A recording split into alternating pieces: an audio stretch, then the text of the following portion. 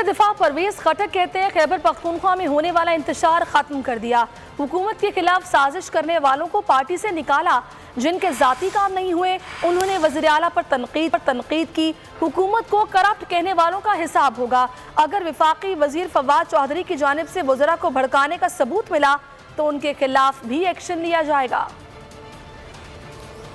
बोल चुके हैं और जो एग्रीमेंट हमने शुरू की है उस पर अमल कराना शुरू हो चुका है और इंशाल्लाह इत्तेहादियों के साथ कोई मसला नहीं है और अगले 3 साल कोई ऐसा मसला नहीं आएगा कि इत्तेहादी हमसे नाराज़ होंगे।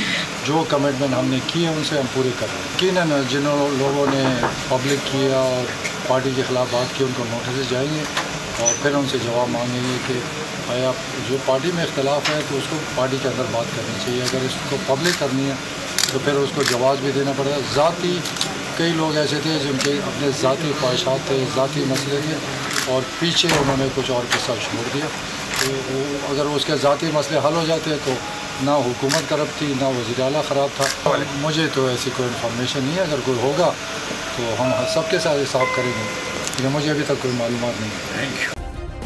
सब्सक्राइब करें और बेल दबाएं ताकि कोई खबर रह न जाए।